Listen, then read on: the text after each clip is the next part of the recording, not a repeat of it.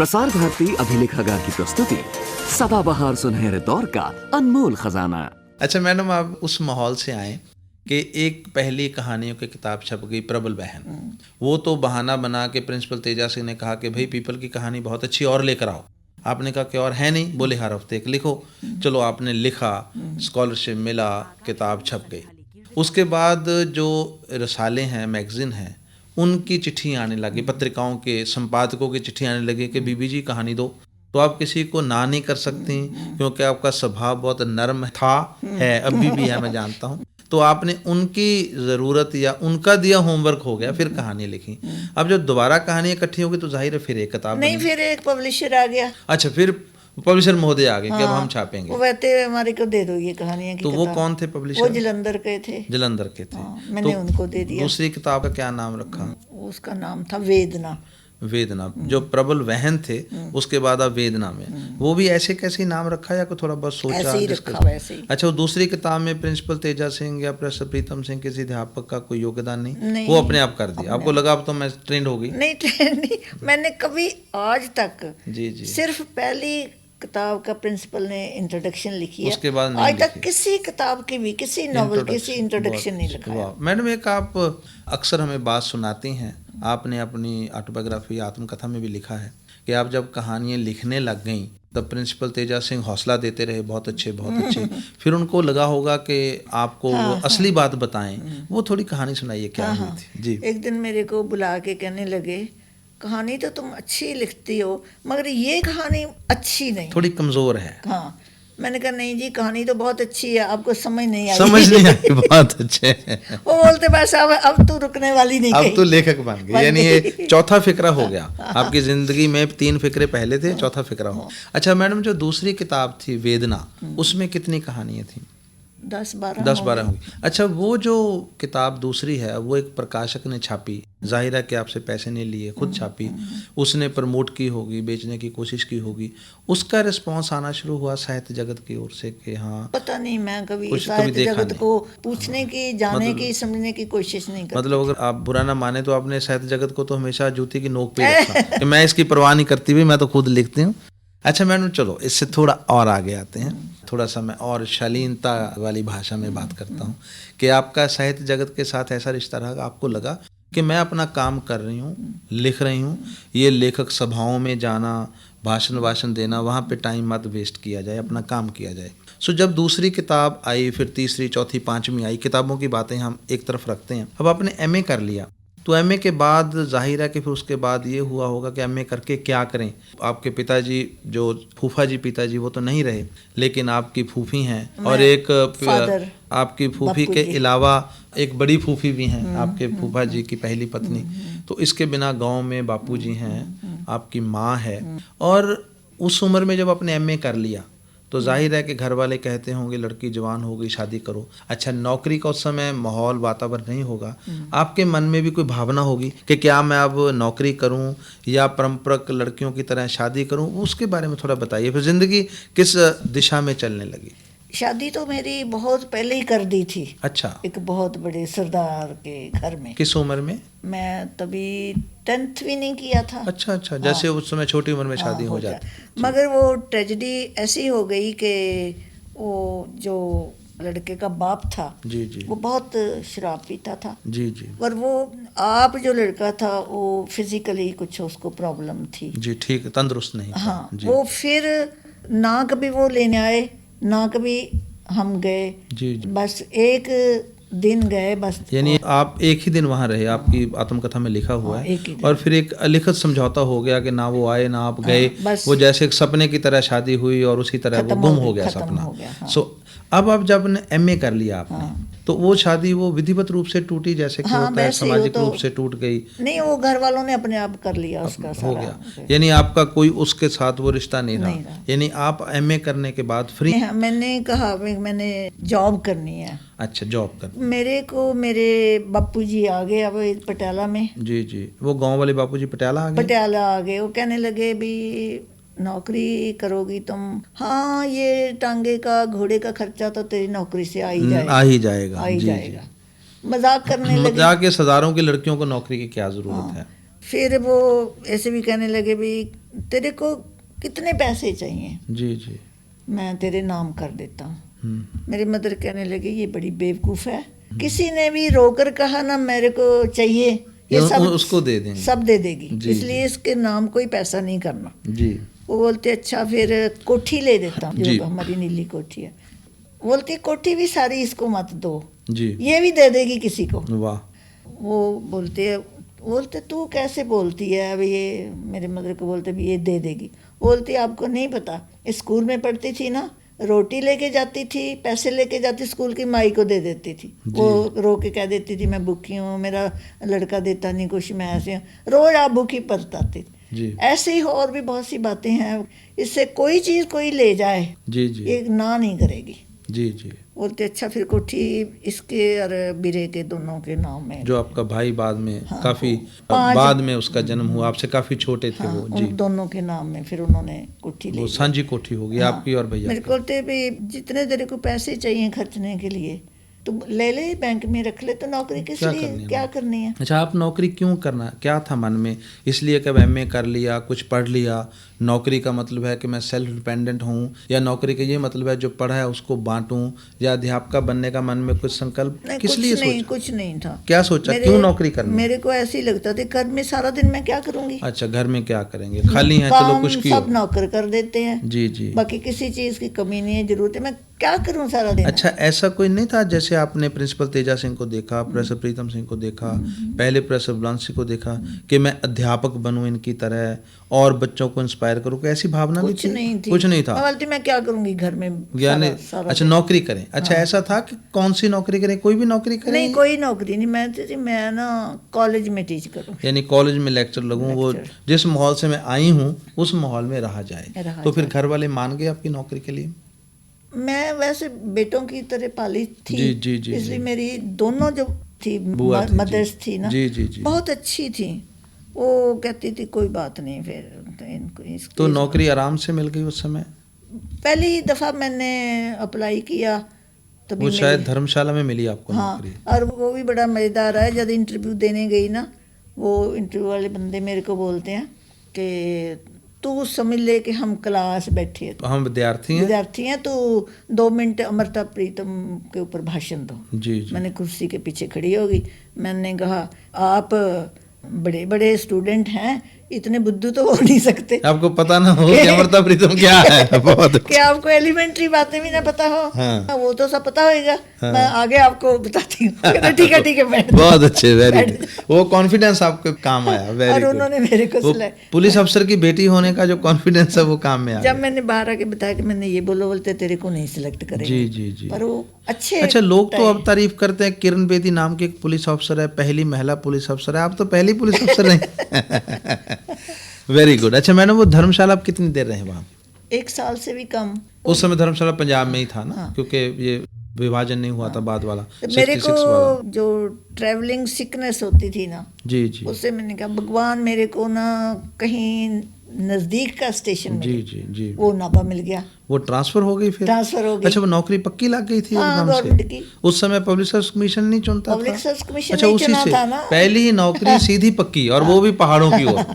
और फिर मेरी नाभा की ट्रांसफर हो अच्छा, गई। गवर्नमेंट कॉलेज धर्मशाला से आप गवर्नमेंट रिपुदमन कॉलेज नाभा में आ गए। यहाँ कितनी देर रहे फिर? उसमें भी साल से भी कम, रोज पटियाला से आना जाना। जी जी, वो तो नजदीक ही हो वो गया। फिर नहीं, फिर वो आपके रोटी वाले पुल भी बीच में आ गए, काम चला हुआ है। वहां से ही फिर मैंने वो बस कंडक्टर लिखी ना। वहां से बस कंडक्टर, जिस कहानी ने हमारी पूरी पीढ़ी को विचलित किया और जिसकी वजह से हम सभी लेखन की तरफ आए, वो आपकी बस कंडक्टर बहुत ऐतिहासिक है। और हिंदुस्तान के विभाजन के बारे में इतनी बारीक विषय की कहानी बहुत कम है। फिर मैं ये सोचती हूँ कि जब भी मैं कुछ भगवान को कहती हूँ वो मान लेता। भगवान से भी आपकी दोस्ती है, जैसे किताबों से दोस्ती है। मैंने सोचा कि नहीं, पटियाले की हुई। वो प्रोफेसर पूर्ण सिंह ने कहा ना, God is the most beautiful person, so आपके भगवान से भी अच्छी पड़ती है। फिर मेरी पटियाले की हो गई। पटियाला कौन सा कॉलेज? महिंद्रा कॉलेज। अच्छा, तो मैडम ये बताइए वो कैसा लगा कि जिस कॉलेज में पढ़े फिर वहाँ पढ़ाने का मौका मिला? पढ़ाने का अच्छा लगा। उस टाइम बड़े बड़े स्टूडेंट, मतलब कोई स्कूल छोड़ के आ गया, कोई कुछ साल मिस करके आ और गया। आप तो कागजों में ही 3 साल बड़ी थी, वैसे तो छोटी थी। हाँ, जी वो मेरे से भी बड़े बड़े लग रहे थे। जी, वहाँ जी। हरबंस बराड़ था, नवतेज भारती, वाह। ऐसे बड़े जो बाद में पंजाबी साहित्य हाँ, के हस्ताक्षर बलकार- बने, बलकार बलकार, डॉक्टर सिंह, बलकार सिंह। बलकार। जी जी। ये एमए के स्टूडेंट थे? एमए के तो आपको स्टूडेंट, एमए की क्लास एमए की मिली उस क्लास समय? मिल गई। जी जी। और इन्होंने ये भी सोचा कि थोड़ा मैडम को ना एम्बेरस करें। एक दिन सुबह सुबह एक वो आया, नई सी अध्यापक है और वो भी लड़की है, छोटी इसे सी थोड़ा है। सा विचलित करें, छोटी सी है। और मेरे को एक आके बोलता, दीदी मत्था टेकता। अच्छा, मैं घबरा गई, इतने बड़े बड़े, दीदी मत्था ये टेक, एकदम दीदी और फिर मत्था टेकना हो गया। पैरों हाँ, पर पैरी, हाँ जी हाँ। और पाँव को फिर छूना। मैं थोड़ा संभल के मैंने कहना शुरू कर दिया, जीते रहो, जीते रहो। जीते रहो। वो तभी से ऐसा आपको- ऐसा उनके गल पे गया मत्था टेकना कि अभी तक वो यानी टेकना पड़ रहा आपको है। वो 20-22 साल की उम्र से दीदी बन गई और तब से आपके पाँव छूने लगे लोग। वो चलते चलते हमारी पीढ़ी, फिर अगली पीढ़ी, वो दीदी और पाँव छूने का सिलसिला चलता रहा। और आपका जो लोग टेलीफोन करते हैं, मैं भी टेलीफोन करता हूँ, तो हेलो नहीं बोलते, तो बोलते हैं दीदी मत्था टेकना, आप कहते हैं ज्यों दे रहो। अच्छा मैडम, ये जो बहुत खूबसूरत सी बातें हमारी हो रही हैं, तो आप फिर महिंद्रा कॉलेज में कितनी देर रही वहाँ पे? तभी पंजाबी यूनिवर्सिटी बन गई। कितनी देर महिंद्रा कॉलेज में रहे? मैं 3 साल रही। 3 साल। तो 62 में पंजाबी यूनिवर्सिटी बन गई, यानी अभी आप 30 की हुई नहीं, 3 कॉलेजों में पढ़ाने के बाद 30 साल से पहले, 30 साल की उम्र से पहले आप पंजाबी यूनिवर्सिटी में पहुंच गई। कैसे पहुंचे वहाँ पे? कैसे मैंने अप्लाई किया। 62 में बनी हमारी पंजाबी यूनिवर्सिटी, जहाँ से आप प्रोफेसर रिटायर हुए, अध्यक्ष रहे पंजाबी विभाग के, और अब आपका ही विद्यार्थी उस विभाग का अध्यक्ष है, अभी आप अध्यक्ष ही हैं। वहाँ आप डीन भाषा रहे और अब भी आप पंजाबी यूनिवर्सिटी के लाइफ फेलो हैं। और पंजाबी यूनिवर्सिटी ने आपको सम्मान से घर दिया हुआ रहने के, जबकि आपके पास घर भी बहुत हैं, लेकिन एक सम्मान है बहुत बड़ा। और यूनिवर्सिटी में जब भी कोई आता है तो पहले आदमी पटियाला आता है, पटियाला देखना है, फिर वो बोलता है यूनिवर्सिटी देखनी है, यूनिवर्सिटी में गुरु गोविंद सिंह भवन देखना है, फिर डॉक्टर दिलीप कौर टिवाना को मिलना है। और हमारे जो मौजूदा वाइस चांसलर स्वर्ण सिंह बोपाराय, जो रिटायर्ड ऑफिसर हैं, IAS ऑफिसर, उन्होंने एक बार कहा कि संत सिंह सेखों को हम बाबा बोहड़ कहते हैं, तो अब दिलीप कौर टिवाना को बेबे बोहड़ कहना चाहिए। वो जो वृक्ष है ना जी, बोहड़ का, बरगद का पेड़, और इत्तेफाक से आपके घर में बरगद का पेड़ भी लगा हुआ है, जहाँ आप यूनिवर्सिटी में आप रहती हैं, B13 में, और B6 में आपका पड़ोसी रहने का मुझे सौभाग्य मिला। चलो इन बातों से आप थोड़ा सा आगे आएँ कि यूनिवर्सिटी 62 में बनी, आप महिंद्रा कॉलेज में पक्की नौकरी कर रही थी लेक्चरर की, तो यूनिवर्सिटी में आने का ये कैसा सिलसिला हो गया, कैसे बनना शुरू हुआ? मेरे को लगा कि फिर ट्रांसफर नहीं होएगी। अच्छा, यहाँ भी वही वो जो आराम से वाला सिस्टम रहा कि यहाँ से बदली नहीं होगी, धर्मशाला से नाभा, नाभा से पटियाला, पटियाला से गुरदासपुर नहीं जाना पड़ेगा जी। और मैंने अप्लाई करने के टाइम प्रोफेसर प्रीतम सिंह से पूछा कि मैं अप्लाई कर दूं जी। वो बोलते अप्लाई तो कर दे, मगर आशा मत रखना जी जी। कि तुम सिलेक्ट हो जाओगी। मैंने कहा जे मैं सिलेक्ट नहीं होना तो मैंने अप्लाई किस हाँ, लिए मैं करना अप्लाई है? करूंगी तभी अगर मैं सिलेक्ट होगा। आपको तो भगवान से दोस्ती है नहीं, कि जो चाहे हो जाता है। मैं क्या क्यों नहीं होंगी। हाँ हाँ। वो बोलते हैं ये यूनिवर्सिटी बड़ी चीज़ होती है, बड़े बड़े लोग अप्लाई करेंगे, अभी 2 पोस्टें हैं, इसलिए 300 आदमी ने अप्लाई किया ओ, और 45 को उन्होंने शॉर्ट लिस्ट करके इंटरव्यू पर बुलाया। वाह। आपका नंबर कहीं आएगा, अब तो PhD भी नहीं है, तो वैसे ठीक है, अच्छा कैरियर है, बहुत अच्छा, देख लो ट्राई करके। यानी आप 30 के हुए नहीं थे, 300 कैंडिडेट थे और 45 शॉर्टलिस्ट हुए, और उस समय से लेकर अब तक 45 साल आपको हो गए उस यूनिवर्सिटी में नौकरी करते हुए, रहते मैंने हुए। कहा नहीं, मैं जाऊंगी। पूरे 45 साल हो गए यूनिवर्सिटी में। मैं इंटरव्यू पर गई, जी। वहाँ हमारे एक स्टूडेंट थे, तब वो PhD कर रहे थे फाइनल, बहुत लायक हैं, अभी भी बहुत लायक, डॉक्टर गुरबख्श। वो आपके स्टूडेंट तो नहीं रहे? मेरे स्टूडेंट थोड़ा आपके तो कंटेम्प्रेरी थे। अच्छा, जी। वो भी इंटरव्यू के लिए आए हुए। अच्छा अच्छा। वो उनके साथ में उनके एडमायरर भी थे। जैसे वो हमारे पंजाबी में कहते हैं ना कि पहलवान के साथ लाकड़िए होते हैं, उनको हौसला देने वाले। वाह वाह, कमाल है भाई। वो मेरे तरफ हाथ करके गुरबख्श सिंह कहने लगे, ले ऐसे ऐसे लोग भी इंटरव्यू पर आ जाते हैं। क्या बात। तभी तो मेरे को इतना शर्म आया, मेरे को जी करे कि अभी मैं कहीं जमीन में चली जाऊं, मगर मैं बैठी वो रही। सीता माता की तरह मैं जमीन में समा जाऊं। बैठी रही। जब इंटरव्यू हुई तब 2 बंदे सिलेक्ट किए गए जी, जी। 45 में से, और मेरे को नंबर 1 पे रखा। वाह वाह। और वो दूसरे नंबर कौन थे? डॉक्टर जग्गी। डॉक्टर रतन सिंह जग्गी जग्गी सीगे। हमारे पंजाबी के बहुत बड़े विद्वान, हाँ, मेरे वो अध्यापक थे। आपके साथ रहे, बहुत अच्छा काम वो वो- गुरबानी के क्षेत्र में अब भी बहुत वो कर रहे 2 हैं। सिलेक्ट हुए। और वो गुरु भगत जी कहाँ गए? गुरु के भगत वो नहीं हुए, अब वो नहीं हो पाए सिलेक्ट हुए। वो बाद में फिर वो एमए पंजाबी छोड़कर अंग्रेजी में अंग्रेजी आए, हाँ, फिर अंग्रेजी में पीएचडी की, अंग्रेजी में वो शिफ्ट हो गए, आपने उनको पंजाबी से भगा दी मैंने नहीं भगाया, अपने आप भाग। उनको लगा कि जिस डिपार्टमेंट में ऐसे ऐसे लोग हैं मैं क्या करूँगा। अच्छा, तो जब आपकी सिलेक्शन हो गई तो उसके बाद आपने यूनिवर्सिटी में ज्वाइन कर लिया, तो ये 62 की बात है जब यूनिवर्सिटी बनी? हाँ, जब यूनिवर्सिटी के सबसे पहले पंजाबी डिपार्टमेंट बना। जी जी जी। डिपार्टमेंट में सबसे पहले जो अध्यापक रखे गए वो आप उनमें सबसे पहली मैंने तो यूनिवर्सिटी की नहीं रखी। क्या बात है, यानी आप ये देखिए कि पंजाबी यूनिवर्सिटी पटियाला में आप पहली स्त्री अध्यापका हुई और उसके बाद आप पहली स्त्री रीडर बनी, पहली स्त्री अध्यक्ष बनी, पहली स्त्री प्रोफेसर बनी, पहली स्त्री डीन बनी, और उसके अलावा आपने पंजाब यूनिवर्सिटी के पहले स्त्री पीएचडी भी हैं पंजाबी में। ये आपकी हर जगह पहल पहल होती रही है। आप घर में भी आप पहले बच्चे ही थे, ये पहल? नहीं, मैं तो घर में भी नंबर 1 पे नंबर 1 जन्मी। पे सबसे पहले सबसे बड़े बच्चे आप। सो हर जगह आप पहल पहल पहल पहल करते रहे। तो यूनिवर्सिटी बनी वो मेरा लगता है आपके लिए बनी है कि आप पहले पंजाबी के वहाँ अध्यापक होंगे। तो अब अभी जब इंजीनियरिंग कॉलेज बना ना, जी जी, मेरे बेटे ने इंजीनियरिंग में दाखिला लेना था। हाँ, वो भी मैं पहले सोच रही थी भी कहाँ भेजूंगी, उसी साल कॉलेज बन गया, उधर एडमिशन। और वही कॉलेज की बिल्डिंग आपके घर के पीछे बन गई। और मेरा ख्याल है वो पहले बैच का ही शायद हाँ, स्टूडेंट पहले है। बैच का। ये आपके घर में जो पहल था बहुत अच्छी हुई। अच्छा मैडम, आप ये बताइए कि यूनिवर्सिटी में आप आ गई, उसके बाद का एक बहुत लंबा सिलसिला है, जिस सिलसिले में आप यूनिवर्सिटी में लेक्चरर रहीं, फिर रीडर बनी, फिर प्रोफेसर बनी, उसके बाद डीन बने, और आप 62 में यूनिवर्सिटी में आए तो 74 में मैं एमए करने के लिए आपके पास आया। उसके बाद पढ़ता पढ़ता मैं भी पिछले 30 साल आपके साथ गुजरा। सो मुझे सारी उस माहौल के बारे में बहुत सी बातें मालूम हैं जो आहिस्ता आहिस्ता हम आगे करेंगे। लेकिन एक बात मैं आपसे जानना चाहता हूँ कि आप जब यूनिवर्सिटी में आ गई तो एमए आपने किया हुआ था, उस समय एमफिल होती नहीं थी, तो आपको यूनिवर्सिटी में आने के बाद मन में आया कि पीएचडी करनी चाहिए, आपने बाद में पीएचडी की। वो पढ़ाई वाला जो सिस्टम है एमए के बाद, वो कैसे शुरू हुआ दोबारा? प्रिंसिपल तेजा सिंह, प्रीतम सिंह की प्रेरणा थी? प्रिंसिपल तेजा सिंह कब तक रहे उसके बाद, इसके जीवित कब तक पीछे रहे? जो असली बात थी ना, जी जी वो मेरी एक मैरिज होके ख़त्म हो गई थी। जी जी जी।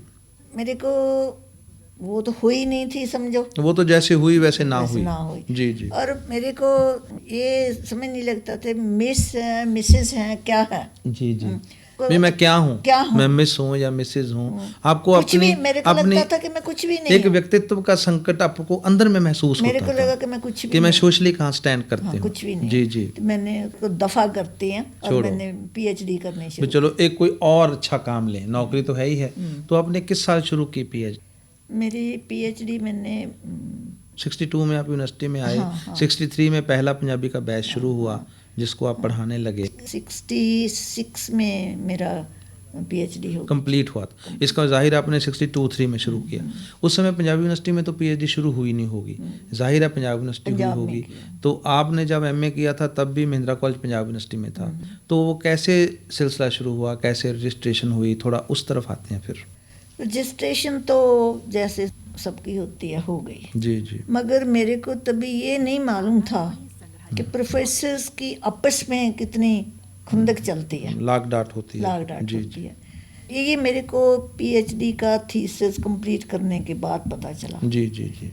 पता तब चला जब मेरे को एक उधर जो हेड था पंजाबी का, उसने बुलाकर कहा कि अगर तूने पीएचडी लेनी है तो प्रोफेसर प्रीतम सिंह का साथ छोड़ना पड़ेगा। अच्छा, वो कौन थे अध्यापक, अब नाम ले ही लेते हैं? वो सुरेंद्र सिंह कोहली। डॉक्टर सुरेंद्र सिंह कोहली जी, मैंने उनको पंजाब यूनिवर्सिटी के पहले पंजाबी के प्रोफेसर। मैंने जी। उनको कहा कि लड़कियों की कोई पार्टी नहीं होती। प्रोफेसर प्रीतम सिंह मेरे अध्यापक हैं, गुरु हैं। वो जो अध्यापक का एक सम्मान करना होता है वो तो हमेशा रहेगा। जी जी। आप बेशक मेरे को पीएचडी लेने दें या ना दें, ना दें। बात ये है कि मैं जट घर से आई हूँ, वो ना बारिश हो ना रुके और ना कनक उगनो रखे, ना हमारे को बारिश होती रहेगी, खेत खलियान भरते रहेंगे और हमारे खाना को दाना मिलता रहेगा। इसका पीएचडी मेरे लिए इतनी जरूरी नहीं है जी जी, कि मैं अपनी वैल्यूज छोड़कर वाह पीएचडी। बहुत अच्छा। अच्छा, आपने मैडम जो उस समय विषय चुना, आपका जो गाइड चुना डॉक्टर मोहन सिंह दीवाना, वो नहीं कैसे? नहीं, मोहन सिंह दीवाना नहीं था मेरा आपके गाइड कौन थे पहले मेरे को गाइड मिले थे हरनाम सिंह शान पहले? अच्छा जी, और मेरे को लगा कि ये मेरे को कुछ काम में इनकी दिलचस्पी नहीं है, जी तो एक दफ़ा मैंने इनको दिया लिख के कुछ, इन्होंने फोटोस्टेट करा के अपने स्टूडेंट्स में डिस्ट्रीब्यूट कर दिया। जी जी। मेरे को जब पता लगा मैंने फाड़ के ही फेंक दिया। वो टॉपिक क्या था आपका पीएचडी का? टॉपिक था characteristics and trends of modern Punjabi short story. Short story. अच्छा, शान साहब, क्योंकि उस समय वहाँ जो अध्यापक थे गाइड तो उनमें से ही लेना था ना, तो वहाँ पे कहानी के विशेषज्ञ नहीं थे उस समय कोई? नहीं, पता नहीं कैसे चलो मिल वो गया शान मेरे साहब को। हो गए, फिर कैसे मैंने- गाइड कैसे फिर चेंज हुए? मैंने उनको कहा कि मैंने नहीं काम करना, जी जी, तो फिर मेरे को प्रोफेसर प्रीतम सिंह ने कहा ने काम नहीं छोड़ना, तू गाइड बदल ले। अच्छा जी, फिर मैंने एप्लीकेशन दे दी कि मेरे को कोई पटियाले में गाइड दे दो। Local guide. उन्होंने जी सिंह सीतल मेरे को, ये उस समय कहाँ थे? पटियाले में ही थे। Language department. हाँ। तो ऐसे गाइड दे देते थे हाँ, बाहर से? पीएचडी थे वो। तो आप उनके साथ फिर आपने कहानी पे पीएचडी किया? काम क्या किया, जब मैंने अपना थीसिस लिख लिया, जी जी, मैंने कहा मेरे को एक सर्टिफिकेट दे दो भाई मैंने काम कर लिया। बोलते बीबी क्या टॉपिक है आपका? बहुत अच्छे। किस पर काम किया तुमने? जी जी जी, सो मैंने तो जो मेरे मन में आता गया ना वो ही लिखती गई। जी जी, मेरे को ना कोई क्रिटिसिज्म का क्रिटिक आता था, ना कोई कंपैरिजन आता था, ना जी, कुछ जी। जो उनको बारे में मैं सोचा जी, वही, जी।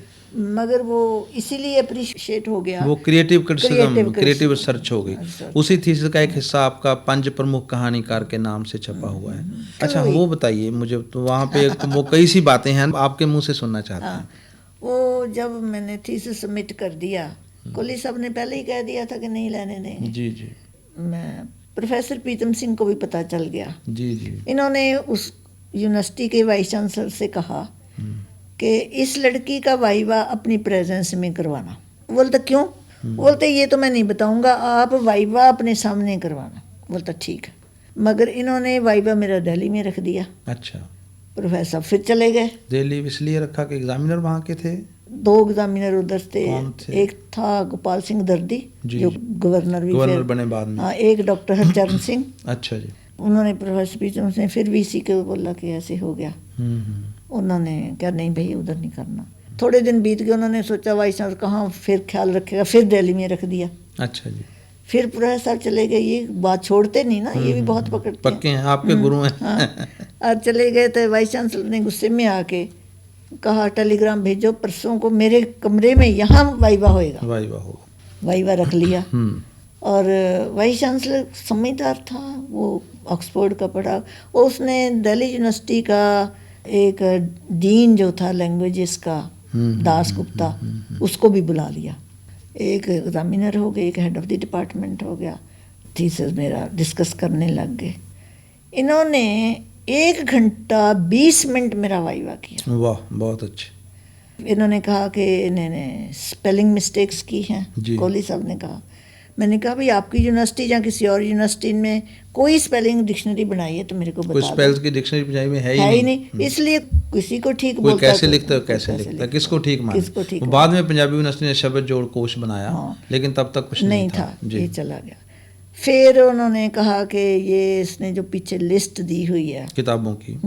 इतनी किताबें तो कोई पढ़ ही नहीं सकता। जी, मैंने कहा जी इसमें से जो आपने पढ़ी है उसमें से पूछ लो। फिर उन्होंने कहा कि ये दर्दी साहब की एक किताब है ब्रह्मांड और माया, उस पर वो अच्छी कहानियों की किताब है, उसको मेंशन नहीं किया। ब्रह्म ते माया कहानी हाँ। संग्रह उनका। जी, मैंने कहा भी आप मेरे को ब्लैकमेल मत कीजिए। वाह, बहुत अच्छे। ऐसे ही चलता रहा बहुत। मैंने सोच लिया था कि डिग्री मिले कि डिग्री नहीं तो मिले, नहीं मिले तो भाड़ में जाए, मुझे नहीं, क्या मैंने लेना। कहा भी डिग्री तो कोई लेने नहीं देंगे। ठीक है जी। मगर इनकी सारी बातें अब यहाँ- इनकी अच्छी तरह फट्टी पोंछ के पोंछ जानी के है, जिसे जानी। पंजाबी में कहते हैं ना, फट्टी पोंछ के जानी है। बहुत अच्छी। जब वाइवा खत्म होया, कोहली साहब मेरे को बोलते हैं हेड ऑफ द डिपार्टमेंट ने, तो यू कैन गो नाउ, चली जाओ। जी, वाइस चांसलर बोलते नहीं बेटी बैठो चाय पी के बैठो जाओ। चाय पी के जाओ, बहुत अच्छा। जो मैं चाय देखिए पंजाबी परिवार से आपको कितना प्यार मिला हुआ जब है। जब मैं चाय पी रही थी तो वाइस चांसलर साहब कहने लगे कौन थे वाइस चांसलर? सूरज भान जी। कहने लगे she is a very intelligent girl. Very good, very good. फिर वो कैसे कहें कि रिजेक्ट कैसे रिजेक्ट करें, कोई बहाना बन नहीं रहा। हाँ। भगवान कोहली साहब की आत्मा को शांति दे जी। हाँ, फिर वैसे डॉक्टर हरचरण सिंह अपना जो वो हमारे बहुत बड़े नाटककार, हाँ, अभी थोड़ी देर पहले वो वो गुजरे ना हैं 90 लिख साल की के उम्र में। नहीं लाए थे अपनी जजमेंट रिपोर्ट, थीसिस अच्छा, की। अच्छा, उन्होंने कहा मैं अभी लिख के दूंगा भी, ठीक है। जी जी। ते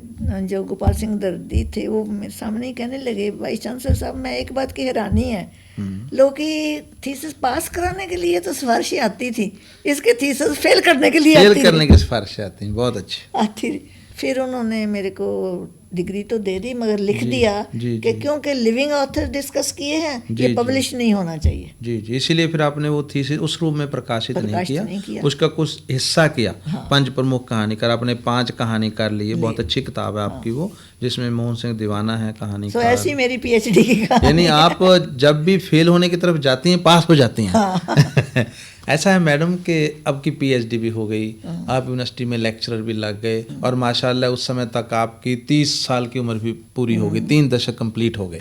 अब उसके बाद का जो आपका जीवन है यूनिवर्सिटी का, जो पिछले 45 साल 62 से लेकर अब तक, इस जीवन को मैं आपके साहित्य और जीवन का एक समन्वय के रूप में देखता हूँ। अभी तक हमने जितनी बातें की वो देखा कि आपका जीवन कैसा था, उस जीवन में से साहित्य का बीज कैसे फूटा। अब वो जो बीज था वो एक वृक्ष बन गया, तो आपका जो साहित्य है वो बीज वृक्ष बन गया। अब उसके बाद का जो साहित्य है पोस्ट 63, 4, 5 पीरियड, उसमें आपका साहित्य और जीवन इकट्ठे चलते हैं। सो अब हम आपके साहित्य और जीवन को इकट्ठा रूप में लिखकर आगे बातें करते हैं। हमारी अब तक की बातों से ये स्पष्ट हो चुका कि आपका जीवन एक ऐसा बीज था जिसमें से साहित्य का वृक्ष बढ़ा, फूला और एक बरगद की छाया जैसा बन गया। आपके घर में भी बरगद का पेड़ लगा हुआ है, और आप साहित्य जगत में भी अब बरगद की तरह आपका एक प्रभाव है, एक नाम है। एक ऐसा नाम डॉक्टर दिलीप कौर टिवाना, जब आप नाम ये लो तो आपके मन में श्रद्धा अपने आप आ जाती है। लेकिन साहित्य की रचना भी बीज से वृक्ष बनने की प्रक्रिया है। एक तरफ जीवन बीज है, साहित्य वृक्ष है। अब अगर हम साहित्य को वृक्ष माने तो वहाँ पे भी एक बीज है, कोई ऐसा नुक्ता जहाँ से रचना फूटती है, वो कोई ऐसा कतरा जो दरिया बनता है, कोई ऐसा ख्याल जो मन में आया, कोई विचार जो मन में आया, कोई घटना जो आपके आसपास घटी जिसने आपके मन को विचलित किया। जैसे आपने कहा था कि वो अनकॉन्शियस पे सब कुछ चलता है, तो वो बीज से वृक्ष बनने की जो प्रक्रिया है आपकी रचना की, जैसे कि बहुत सी किताबों में आपने लिखा है कि मैं 5 दिन में अपना उपन्यास पूरा कर लेती हूँ, सोमवार को शुरू करती हूँ और शुक्रवार को ख़त्म करती हूँ, उसके बारे में थोड़ा सा बताइए। हाँ, मैं आपको एक उदाहरण देकर बता सकती हूँ जी जी। कि एक दफ़ा मैं अपने नानके गई थी, ननिहाल गए? ननिहाल गई थी। जी जी। वहाँ गुरु महाराज का पाठ हो रहा था, श्री गुरु ग्रंथ साहब हाँ, का। जी। एक औरत आई, उसने शीश निभाया और चली गई, फिर आई, फिर मत्था टेका, फिर चली गई। 2-3 बार ऐसे हुआ। जी। मैंने मामी जी को पूछा कौन है, उन्होंने कहा ये पानो है, छोटा अमली हरिद्वार से लेकर आया। जी। बात भूल भाल गई, पानो हरिद्वार से कैसे आई, मैंने पूछा नहीं, ख़त्म हो गई बात। जी। 2-3 साल के बाद मैंने एक उपन्यास लिखा, एहो हमारा जीवना, जी। जो कई भाषाओं में जी जी। अनुवाद भी हो चुका है। इसी नावल को साहित्य अकादमी का अवार्ड भी मिला, जो आपकी दूसरा उपन्यास था। दूसरा उपन्यास था। इसमें उसी भावनाओं को लेकर मैंने एक रचना की कि किस तरह से वो एक गांव की लड़की है, गरीब परिवार की है, किसी तरह उसको गरीब परिवार में, जब उसका भाई बहुत बीमार है, पैसा चाहिए, उसका बाप गरीब परिवार में ब्याह देता है जी। थोड़े से पैसे के लिए, और वो उस परिवार वाले उसके लड़ाई करते हैं उसके हस्बैंड से, वो मर जाता है, और फिर वो वहाँ रहना पसंद नहीं करती है, हरिद्वार जाके डूब जाना पसंद करती। जी जी। वहाँ छलांग लगाती है तो वो अमली इसको निकाल लेता है, पुलिस वाले घेर लेते हैं, वो बोलता है पैर फिसल गया था, ये मेरी घर वाली है। जी जी ऐसे से उसके साथ आ जाते, ऐसे उसकी ज़िंदगी चलती जाती। वो औरत जो थी पानो, वो मेरे मन में कहीं घूम रही थी, जी, उसी की सारी कहानी चलती गई। जी, उस जी। बात एक दफ़ा उसको देखने से ही जी, जी। इसमें इसी तरह एक और नावल है, जी जी सूरज और समुंदर। जी, सूरज ते समुंदर। सूरज जी, ते जी समुंदर, जी उसमें मेरी एक सिस्टर स्कॉटलैंड में रहती है। जी जी। उसका घर वाला इंडिया आया। उसका नाम कमल है शायद। हाँ, कमल है जी, जी। सिस्टर का, उसके घर वाले का नाम हरनेक है। हरनेक जी। वो इधर आया तो उसका एक दोस्त फ्रेंड उसने डिनर पे बुलाया। वो दोस्त टिवाना है, इसलिए उसने बोला कि बहन जी आप भी साथ में आना। जी जी मैं भी चली गई उसके साथ। उसकी जो दोस्त की वाइफ है, वो बड़ी साधारण सी 6-7 जमातें पढ़ी हुई लड़की। जी जी वो कहने लगी उसको, हरनेक को, हरनेक वहाँ वलायत में तो बहुत सुंदर लड़कियाँ होंगी। जी। वो हंसकर बोला भाभी तेरे से सुंदर कोई नहीं उधर। वाह। हम सब हंस पड़े, बात आई गई होगी। 3-4 सालों के बाद मैंने एक नावल लिखा, सूरज अते समुंदर, जिसमें यही देवर भाभी का रिलेशनशिप है। उसमें ये बात कही गई है कि खूबसूरती जो है वो जिस्म की नहीं होती, शक्ल में नहीं होती। हाँ, वो रिलेशनशिप में होती है। जी जी उस लड़के को, वो अपनी भाभी जो है वो सब लड़कियों से सुंदर लग रही है, क्योंकि जी, बहुत जी। अच्छी है, उसके भाई की वाइफ है। जी, So, जी। ये छोटा सा आइडिया उसका कहना जी, कि जी, तेरे जी। से सुंदर कोई लड़की नहीं, एक फुल नॉवल बन नॉवल गया। बन। ऐसे कोई आइडिया होता है जो मैं उसको कॉन्शियसली नहीं प्लान करती और सोचती, जी जी जी मन में चला जाता है और वो हौली हौली अपने आप कुछ बन जाता है। मैं तो खाली जब टीवी की तरह मेरे सामने चलने लगता है नावल, मैं तो खाली लिख देती हूँ उसको। इसको ऐसा कहें कि कंप्यूटर तो बाद में इजाद हुआ, लेकिन आपका कंप्यूटर पहले से काम कर रहा है कि अभी कोई फ्लैश आई, कंप्यूटर में फीड हो गई, फ्लॉपी आ गई, और जब आपने पेन उठाया यानी कि बटन दबाया और वो लिखना शुरू हो गया। बिल्कुल। मैडम ऐसा है कि ऐसी जो प्रक्रिया है आपकी, ये सभी की नहीं होती। सभी के पास दिमाग होते हैं, सभी को फ्लैशेस आती हैं, लेकिन वो सभी की फ्लैशेस उपन्यास नहीं बनती। जाहिर है कि कहीं पे आप भीतर से जुड़ी हुई हैं अपने आप से। आपका जो दिल और दिमाग दोनों हैं वो कहीं इकट्ठा ऑपरेट हो रहे हैं।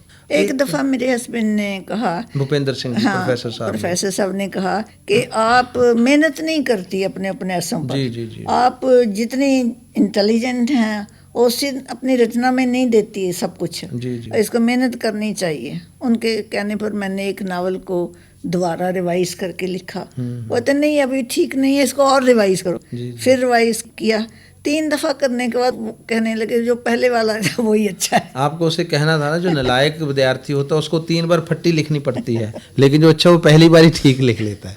एक्चुअली मैडम, जो मेहनत है ना, हमें लगता है कि बाहर से जो मेहनत हो रही है वो नज़र आती है, लेकिन जो आपकी मेहनत है वो अंदर हो रही है। ये जो जहन पे काम है ना, जब इंटेलेक्चुअल लोग जो काम करते हैं तो बाहर से लगता है मेहनत नहीं कर रहे, लेकिन आप वो इन ट्यून है। आपको वैसे चलो मुझे कहना तो नहीं चाहिए, पर सबको बताना था कि एम.एफ. हुसैन जब एक ब्रश लगाता है ना तो पेंटिंग बन जाती है। वो मेहनत नहीं करता, लेकिन वो जो भिंडियों वाली गली का पेंटर है वो सारा दिन ब्रश मारता रहता है, फिर भी तस्वीर नहीं बनती। नहीं, वैसे मेरे को ऐसा भी लगता है कई दफ़ा कि जैसे जो यूनिवर्स में जो कुछ होता है, नेचर के पास जो कुछ होता है, वो मेरे को ऑटोमेटिकली इफेक्ट करता जाता है। जी, जी, जी। कई दफ़ा ऐसा होता है कि रात भर मैं किसी बिना ही कारण के डिस्टर्ब हो जाती हूँ, पता नहीं क्या होगा। सुबह को कोई इतनी बड़ी न्यूज़ अखबार में होती है, रेल्स की टक्कर हो गई, तूफान आ गया, ये आ गया। मेरे को ये समझ नहीं आती कि कई दफ़ा कोई यूनिवर्स कहीं भी ऐसी घटना है, वो मेरा जो एरियल है कैच कर लेता है, जी, मैं जी। डिस्टर्ब हो जाती हूँ। ऐसा है मैडम, अब इसको हम ये तो नहीं कहेंगे क्योंकि हम दोनों वैज्ञानिक विचारों के व्यक्ति हैं कि ये कोई सुपर नेचुरल पावर है। मैं इसको ऐसे कहूँगा कि आपका जुड़ाव है समाज से, दुनिया से, लोगों से, रिश्तों से, और यही जुड़ाव जो आपका है, जो मानसिक स्तर पर जुड़ाव है, यहीं से आपके उपन्यास पैदा होते हैं। जैसे आप बता रही थी कि एक छोटी सी घटना हुई, गुरु ग्रंथ साहब की हजूरी में किसी औरत ने मत्था टेका, पता चला ये भानो है, तो बाद में वो बीज वृक्ष बन गया। इसी तरह एक आपकी बहन के पति ने अपने एक भाभी को कहा तुम सबसे अच्छी हो, वो एक घटना जो उपन्यास बन गई। ऐसी कोई और फ्लैशेज, कहीं एक कोई छोटी सी सतर आपके जहन में बैठ गई हो, वो फिर उपन्यास का रूप धार गई हो, ऐसा और भी कई बार हुआ है दोनों उपन्यासों के अलावा? हाँ, और भी हुआ है जी मैं डिपार्टमेंट में जिस कमरे में बैठती थी, जी जी उसके साथ वाले जो प्रोफेसर थे उनको मैं अच्छी नहीं लगती थी, जी जी। क्योंकि उनको थोड़ी बड़ा जेलसी बदकिस्मत है जिसको आप अच्छे नहीं लगते थे। जेलसी होती थी थोड़ी अच्छा। कि स्टूडेंट भी आते हैं, दूसरे लोग आते हैं, इनके मिलने आते हैं, ईर्ष्या, मेरे जी, कमरा जी, जी, छोड़ जाते हैं। जी और वो मेरे को मन में एक दिन ख्याल आया कि 100 साल बाद इस कमरे में कौन होगा वाह और मेरे वाले में कौन होगा, वाह, हम तो होंगे नहीं। और फिर ये भी ख्याल आया, हो सकता है वो कोई बहुत अच्छे लोग हों, एक दूसरे को बहुत अच्छा समझते हों। इसी आइडिया को लेके मैंने एक कहानी लिखी, तेरा कमरा तेरा मेरा कमरा, बहुत मेरा मशहूर कहानी आप लिखी। और उसी कहानी वो हिंदी में भी जी, तर्जमा हुई जी, जी। और वो अंग्रेजी में भी हुई। और उसी कहानी को आगे जब मैं चलाया तो उपन्यास बन गए। कौन सा उपन्यास वो उपन्यास है एर वैर मिलदे हैं। एर वैर मिलदे हैं। एर वैर मिलदे हैं का मतलब होता है गोधूली, गोधूली। हाँ मिलते हैं। तो ऐसे आइडिया तो ये था कि इस कमरे में बैठने वाला, हम लिमिटेड समय के लिए बैठे हैं, तो फिर क्यों ईर्ष्या करते हैं? हाँ क्यों ऐसे। और कोई उपन्यास मैडम जो इसी तरह आपके जहन, क्योंकि आपके बहुत से उपन्यास है, एक मैं लंबी लिस्ट बोलूं क्योंकि हमने बहुत सी बातें करनी, अग्नि परीक्षा है, तीली दा निशान है, हस्ताक्षर है, हाँ, पीले तीली दा पत्तियां दी निशान दस्तान ऐसे है। जी जी।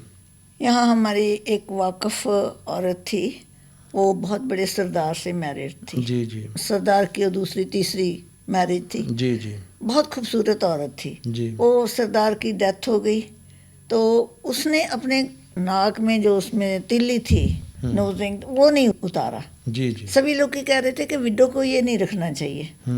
ऐसे मेरे मन में उसको देख के ये आया कि इसने नहीं इसको उतारा, इसके मन में क्या आ रहा है, क्या है, क्या ये सोचती है भी वो मर के भी मेरे पास से नहीं गया, जी जी। जहाँ ये सोचती है भी उसके साथ मैं तो नहीं मर गई जी, यानी सुहागन का चिन्ह रखा हुआ है। जी जी। सो उसी से फिर मैंने तीली का निशान, तीली का निशान लिखा, नॉवलेट लिखा। अच्छा मैडम, पहले हम सिर्फ उपन्यास जो आपके लिखे हुए हैं उनके साथ पहचान मैं करवा रहा हूँ। अग्नि परीक्षा आपका पहला उपन्यास, फिर ये हमारा जीवना, तीली दा निशान, सभी आपके उपन्यास नारी सरोकारों से जुड़े हुए हैं। सूरज ते समुंदर रिश्तों की परिभाषा है। उसके बाद आपने 2 छोटे छोटे उपन्यास लिखे, सरकंडियां दा देश और हे राम। हे राम पुस्तक रूप में शायद छपा नहीं, अगर मुझे याद है तो दृष्टि मैगजीन छपा था। ये दोनों उपन्यास उस समय के हैं जब आपके जीवन में एक बदलाव आया। जैसे कि पहले हम बात कर रहे थे कि आप यूनिवर्सिटी में आ गई, जो पहली शादी एक दिन की झलक थी वो ख़त्म हो गई, आप पढ़ने लिखने में लग गई, पीएचडी कर लें। तो पीएचडी करने के बाद जब आप उम्र में मैच्योर थी, गिनती की उम्र तो ज़्यादा नहीं होगी, 30-32 साल को ज़्यादा उम्र नहीं होती, लेकिन अब बहुत मैच्योर हो चुकी थी, तभी आपकी शादी हुई प्रोफेसर भूपिंदर सिंह, जो उस समय एक युवा लेक्चरर थे सोशियोलॉजी में। एक तरफ शादी के बाद आपके जीवन की धारा बदलती है, दूसरी तरफ आपके अचानक वो 2 उपन्यास आते हैं, हे राम जो कहीं से नेक्सलाइट मूवमेंट का भी जिक्र करता है, सरकंडियां दा देश जो दृष्टि मैगजीन में छपते हैं। वो क्या उस समय जो आपका जीवन की तब्दीली थी, धारा की तब्दीली थी, आप अकेले रह रहे हैं, स्वतंत्र रह रहे हैं, हंस खेल रहे हैं, बच्चों से बातें कर रहे हैं, विद्यार्थी आपको दीदी बोलते हैं, आपसे बड़े भी आपसे खुल के बातें करते हैं। उसके बाद एक पारंपरिक औरत की तरह आपने, क्योंकि जैसे भी विचार हों जो हमारा समाज है, तो औरत शादी के बाद एक पारंपरिक रूप उनका होता है। वैसे आप पहले भी परंपरा से जुड़ी हुई हैं, लेकिन आपका एक ढर्रा बदल जाता है, घर में उठना बैठना, खाना वाना बनाना, पति के साथ बातें करना, उनके काम करना, सास ससुर का आना, देवर जेठ का आना, वो जो जीवन की धारा की तब्दीली थी, क्या उस तब्दीली के साथ जो उपन्यास की धारा थी वहाँ भी कोई तब्दीली आनी शुरू हुई? ऐसे फ़र्क सिर्फ इतना आया कि पहले मैं दिन के टाइम भी पढ़ाई लिखाई का काम करती रहती जी थी। जी जी। फिर मैंने ये कर लिया कि रात को सारे दिन में मैं ऑर्डिनरी औरत ही होती थी, एक साधारण दिलीप कौर टिवाना, यूनिवर्सिटी की लेक्चर भूपिंदर सिंह की पत्नी वगैरह होते जी। और रात को जब 9 बजते थे, 9 बजे का सीरियल ख़त्म होता था, सब अपने अपने कमरों में चले जाते थे। मैंने एक अपना स्टडी रूम बना रखा था, जी जी। मैं तभी मेरा दिन स्टार्ट होता था। जी जी। मैं अपनी बुक्स, मैगजीन, कागज़ जो भी कुछ लेना है लेके कमरे में चली जाती थी। जी जी। फिर एक परमात्मा की ये देन है कि मेरे को नींद ने कभी डिस्टर्ब नहीं किया। जी जी। बेशक मैं 12 बजे तक बैठूं, 2 बजे तक, 5 बजे तक, सारी रात भी जागती रहूं। जैसे किताबों से दोस्ती है, नींद से भी दोस्ती है। हाँ, तो कि आ बहन मेरे को मिल ले, बहन तू मेरे से जा। हाँ, जी। तो मैं अगर 2 रातें भी नहीं सोऊंगी जी, तो जी। भी मेरे को कोई थकावट नहीं होएगी, जी, जी। कोई नींदा नहीं होएगा। वैसे मोर मैं फ्रेश हो जाती हूँ वाह, काम वाह। करने से। बहुत अच्छा। जितना ज्यादा काम किया उतनी एनर्जी और क्रिएट हो जाती वाह, है। वाह। इसलिए मैं रात को सारा काम उसके बाद मैंने रात को किया। यानी आपने फिर 2 हिस्सों में बांट लिया। एक दिन वाली दिलीप कौर टिवाना हंसती है, खेलती से विद्यार्थियों को पढ़ाती है, भूपेंद्र सिंह का खाना बनाती है, और उसके बाद कुछ साल बाद फिर नोनू आ जाता है, सिमरन बच्चे को पालती है, सास की बातें सुनती है। और एक दिलीप कौर टिवाना, वो 00 समय रात को डाकू जाते थे ना, तो जो रात को आप किताबों के हमला करती हैं लिखने के लिए। अच्छा मैडम, ऐसा है जो मैंने एक प्रश्न आपसे पूछा था कि इस ढर्रे में जो तब्दीली आई, जीवन का एक बदल गया, और अगर मैं ये कहूँ, शायद आप मेरे साथ सहमत होंगी, तो आपका जो एक पहला रूप था, क्योंकि मैं तो उस समय आपका विद्यार्थी बना नहीं था, मैं जब आपका विद्यार्थी बना तब आपकी शादी हो चुकी थी, लेकिन जो आपका पहला रूप था जिसमें आप विद्यार्थियों के बहुत ज़्यादा नज़दीक थी, तो जाहिर है कि एक जो आपकी तब्दीली आती है जीवन में, एक शादीशुदा औरत का जीवन थोड़ा सा और तरह का होता है। क्या उसमें उपन्यास की जो धारा है, उपन्यास के विचार हैं, जैसे आपने उस समय, जैसे कि शादी के बाद औरतें करती हैं, नाम बदलती हैं, पति का नाम साथ लग जाता है, आपने दिलीप कौर टिवाना, मिन्हास, दिलीप, भूपेंद्र सिंह, 1-2 बार नाम भी कोशिश की, लेकिन आपका नाम इतना प्रसिद्ध हो चुका था कि दिलीप कौर टिवाना के बिना और कोई नाम किसी के गले उतरा नहीं। अभी तक दिलीप कौर टिवाना ही चलता है, और हो सकता है कई बार प्रेस साहब को लोग टिवाना सा बुला लेते हों। तो क्या उस समय जो आपके उपन्यास लिखे जा रहे थे, उनके विचार में या पात्र चित्रण में कहीं कोई ऐसी चेंज आई जो आपके जीवन की चेंज थी? इससे पहले मैं आपको एक बात बताना चाहूँगी जी जी। कि मैं जिस परिवार से आई हूँ जी। उसमें बहनों में सबसे बड़ी थी। जी जी। मेरे फूफड़ जी भी गुजर गए थे और फादर भी कुछ देर के बाद गुजर गए। जी जी। 5 ही बहनें, सबसे छोटा भाई, कोई ताया चाचा कोई नहीं। मदर मेरे बहुत पाठ पूजा करने वाली औरत थी। वो जो बुआ मदर या जो दोनों ही, दोनों दोनों जन्म देने वाली माँ भी और बुआ माँ बुआ भी। भी। और जो दूसरी बुआ थी, फूफा जी की पहली वो पत्नी, बहुत अच्छी औरत थी, नेक औरत जी, थी। जी, जी। मेरे नॉवलों में जो माता माँ का आता जो है ना, बेजी का किरदार है, बेजी वो का उनका किरदार, वो है। सब तीनों रली हुई है। तीनों को मिलाकर एक बेजी बन जाती है। जी जी। अरे- ये 3 अंक मैडम, दिलीप कौर टिवाना 3, बेजी 3, ये 3 का चक्कर कुछ है जी। और मेरे को जो मेरी माँ थी, और अब घर में भी 3, आप, प्रोफेसर और नोनू, हाँ, 3। जो मेरी माँ थी जिसने मेरे को जन्म दिया, उसने मेरे को एक दिन बिठा के एक बात कही जी जी। कि मैं ना तो तुम्हें किसी बात से रोकूं टोकूंगी, जी जी। ना ही तुम्हारे पीछे भागने वाला कोई है। सिर्फ एक बात मैं कहना चाहूँगी कि ज़िंदगी में कभी कोई ऐसी बात ना करना जो किसी से छुपानी पड़े। बहुत अच्छे, बहुत अच्छे, ये वैल्यू सिस्टम मिला। जी जी। हाँ, मैंने इस बात को हमेशा याद रखा, अब तक याद है वाह। कि कभी ऐसी बात नहीं करनी जो किसी से छुपानी पड़े। जी जी। सो मैरिज से पहले मैं हंसती थी, खेलती थी, इसीलिए मैंने कई दफ़ा कहा कि मेरे को विर्क की एक नमस्कार कहानी बहुत पसंद है। जी, कुलवंत सिंह विर्क, हमारे पंजाबी के मूर्धन्य कहानीकार। जी। जिसमें वो कहता है कि एक डॉक्टर है, वो गांव में जाती है, लोगों के साथ बातें करती है, हंस के भी करती है, नेरे आथन सवेरे भी जाती है और बैठ के चाय भी पीती है, मगर कोई इंसान उसको कोई इंडिसेंट रिमार्क देना जहाँ कोई बात है हल्की करना जुर्रत नहीं कर सकता। मैं बहुत ऐसी औरत को नमस्कार करता हूँ। जी जी। मैं बेशक आराम से विचरती थी, क्योंकि मेरे पेरेंट्स ने मेरे को तो लड़कियों की तरह पाला था। जी, मेरे जी। को ये भूल ही जाता था कि मैं लड़की हूँ कि लड़का हूँ। जी जी। मगर मेरे पास एक ऐसा वैल्यू सिस्टम था जिसके मैरिज के बाद मेरे हस्बैंड को कोई ऐसी इतराज जो बात मिली ही नहीं कि ये करो ये ना करो। उसको पता सी ये ऐसी बातें करेगी नहीं, ऐसी डिसेंसी जो है आपकी। अच्छा मैडम, यहीं से आपके उपन्यासों का वो नुक्ता मेरे सामने आता है, क्योंकि अब हम खुलकर बात कर रहे हैं। आपको कुलवंत सिंह विर्क की कहानी नमस्कार पसंद है। आपकी कहानियों, आपके उपन्यासों का जो केंद्रीय पात्र है वो नारी है, औरत है। औरत की गरिमा, नारी की गरिमा आपके उपन्यासों की अग्रभूमि में रहती है। वैसे आप जब सतही तौर पर उसको देखते हैं ना, तब लगता है कि औरत है। असलियत में वो मैन वुमेन वो रिलेशनशिप। उस पे मैं आता हूँ, पहले हम यहाँ पे आए। एक है औरत, फिर मैन वुमेन रिलेशनशिप, फिर मैन और सोसाइटी का रिलेशनशिप, सोसाइटी और पॉलिटिक्स का रिलेशनशिप। ये सभी धरातल हैं आपके, मैं अभी पहले धरातल पे हूँ। तो आप जब स्त्री को प्रस्तुत करते हैं तो जाहिर आपका एक मॉडल है वो स्त्री जिसे नमस्कार किया जा सके, एक मॉडल बन गया। वो विरक की कहानी भी आपको इसलिए अच्छी लगी क्योंकि आपके बेजी ने भी एक मॉडल दिया कि एक ऐसी नारी जिसकी अपनी गरिमा हो।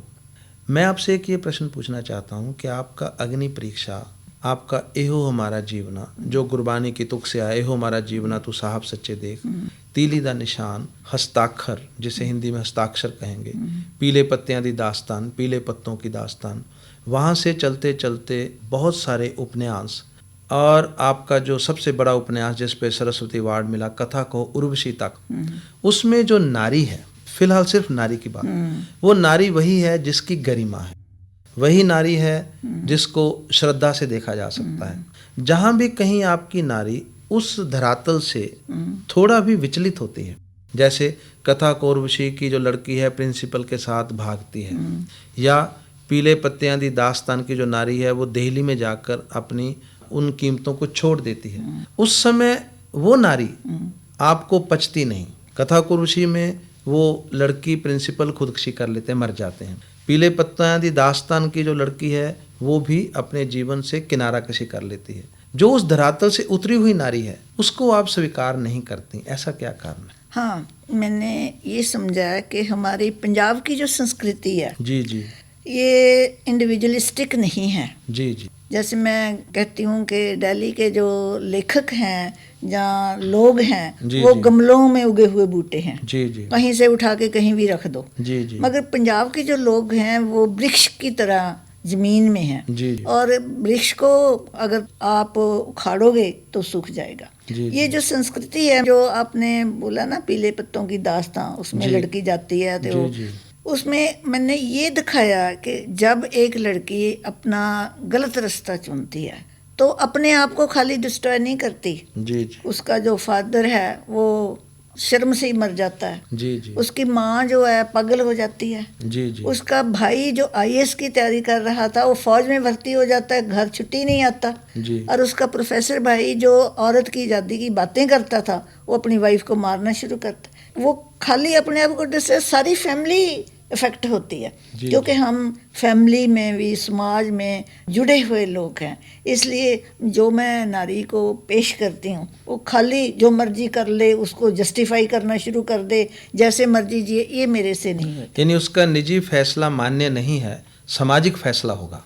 नहीं, निजी फैसला भी जो होना चाहिए ना, वो जस्टिफाई करने के लिए नहीं, वो एक्चुअली सही फैसला होना, यानी ग्रेसफुल हो। हाँ। और आप उसको सही मानती हैं जो एक सामाजिक पृष्ठभूमि, हमारी जो मान्यताओं हैं उनके अनुसार हो, जो मानसिक धरातल पे विचरने वाला हो। अभी यहीं से एक प्रश्न और पैदा होता है, क्योंकि इन बातों को आप ही साफ कर सकती हैं और समीक्षक देखेंगे तो अलग से देखेंगे। मेरी इच्छा ये है कि आप इन बातों के बारे में स्पष्ट करें। अब जब ये पीले पत्तियां दी दास्तान की लड़की का आपने बताया कि ठीक है कि उसकी वजह से सारा घर परिवार टूटा, उसका अच्छा फैसला नहीं है। कथा कुरुबशी की जो लड़की प्रिंसिपल के साथ भागती है, इसका मतलब एक लड़की किसी एक पुरुष के साथ एक जीवन जीना चाहती है, उन्मुक्त जीवन, उसका अपना फैसला है। उनको जीने का हक आप क्यों नहीं दे रही? वो क्यों मर जाती? एक उपन्यासकार उन पात्रों को मौत के दरवाजे पे क्यों पहुंचा देता है? क्या उनका निजी फैसला उनको जीने का हक नहीं देता? आपको उनका जीना अच्छा नहीं लगा कि ये भी गलत फैसला है? नहीं, ये बात नहीं है जी। आपने ठीक से उसको पढ़ा नहीं। मैंने पढ़ा उसमें ये है जी कि प्रिंसिपल और लड़की खुद नहीं मरते जी। वो अलका उनको जो कॉफी देती है बना के रास्ते में पीने के लिए, उसमें पॉइजन डाल देती है, क्योंकि उनका अलका कत्ल होता है, हाँ, खुदकुशी नहीं होती। नहीं, अलका जो है वो इतनी सेल्फ सेंटर्ड है हमेशा से कि वो टॉलरेट ही नहीं करती कि वो कोई और लड़की उसकी जगह उसको पसंद करना शुरू कर दे। वो जेलसी के मारे ना वो तो चली जाती है, फैसला कर लेते हैं, मगर वो जो दूसरी औरत है, इसमें अलका का करेक्टर यही दिखाया कि ये मॉडर्न औरत है, सेल्फ सेंटर्ड है, हर जगह वो कहती है कि जो मैं चाहूँ वही होना चाहिए। नहीं, वो तो अलका ने चाहा, लेकिन अलका ने वही चाहा ना जो लेखक ने चाहा। आपने अलका के जरिए उनको कत्ल कर दिया, ठीक है। मान लीजिए अलका ऐसा पात्र ना होती इस उपन्यास में, वैसे वो लड़की प्रिंसिपल के साथ भागकर अपना जीवन जीना चाहती, क्या आप उसे स्वीकार करते बतौर उपन्यासकार? हाँ, मैं ये कहती हूँ कि उसको भागने की जरूरत नहीं। यहीं पे हाँ, जी जी, भागने की जरूरत नहीं, उसको अपने घर परिवार के साथ बैठ के बतानी चाहिए। जी जी, क्योंकि मैं अभी भी यही समझती हूँ कि लड़की जब खुद फैसला करती है वो सेंटिमेंटल हो जाती है, जी, जी। वो इमेच्योर होती है। अगर घर वाले वही फैसला करेंगे तो बहुत चीज़ें सोच समझ के करेंगे, बाद में घर वाले जिम्मेवार भी होंगे उसके लिए, बहुत अच्छे, लड़की के लिए। बहुत अच्छे। अच्छा मैडम, आप यहीं से एक और प्रश्न है। देखिए, इस साक्षात्कार में इतनी खुलकर बातें इसलिए हो रही हैं क्योंकि ये सभी बातें एक जगह पे इन्होंने डॉक्यूमेंट होना है। आप अपनी रचनाओं के बारे में, उनकी प्रक्रिया के बारे में जो आप बात बताएंगे वो एक ऑथेंटिक वर्जन होगा। समीक्षक अपनी ओर से अटकलें लगाएं, ऐसा नहीं था, ऐसा नहीं था, ऐसा नहीं था, इसीलिए आपके मुंह से ही ये मैं बातें उगलवा रहा हूँ। अब यहीं पे एक प्रश्न और है कि जितनी भी आपकी नारी पात्र हैं किसी भी उपन्यास में, दे आर डिसेंट, बहुत अच्छी हैं, उनके विचार हैं वो मान्यताओं से जुड़ी हुई हैं, परंपरा से जुड़ी हुई हैं। आपके उपन्यासों को पढ़कर जो उसमें नारी नज़र आती है उसके साथ आपके मन में एक श्रद्धा का रिश्ता बनता है। लेकिन वही दिलीप कौर टिवाना जब कथा कहो उर्वशी लिखती है तो उसमें जो नायिका है अलका, वो एकदम उस नारी से भिन्न है जो बाकी उपन्यासों में नारी रही। वो नारी जो बेजी को अपना मॉडल मानती है, वो नारी जो सामाजिक मान्यताओं के अनुसार चलती है, लेकिन एक ऐसी नारी जो उससे बिल्कुल उलट हो, सेल्फिश हो, वैम्प टाइप हो, वो नारी आपने क्यों चित्रित की? ये एक प्रश्न है बहुत बड़ा। हाँ, मैं देख रही थी कि जो मॉडर्निटी हमारी ज़िंदगी में आ रही है, जी जी, उससे प्रभावित जो लड़कियां, औरतें जीवन शैली बना रही हैं वो बिल्कुल अलग है। जी जी, ऐसा नहीं कि मैं मॉडर्निटी के उलट हूँ। मैं ये कहती हूँ कि जो बेसिक गल उनको समझनी चाहिए जी जी, वो ये है कि men and women are equal but not the same. But not the same, जी, वो बराबर हैं, हाँ, लेकिन एक दूसरे का बदल नहीं। हाँ, जी, इसलिए जब वो मॉडर्निटी जो है वो बिल्कुल बराबर में ला के सभी उसी तरह जीने का हक देती है। मैं कहती हूँ मॉडर्निटी में भी कुछ अच्छी बातें हैं, ट्रेडिशन में भी अच्छी हैं, दोनों को सुमेल बना के सोच समझ के उसको जीवन अपना जीना चाहिए।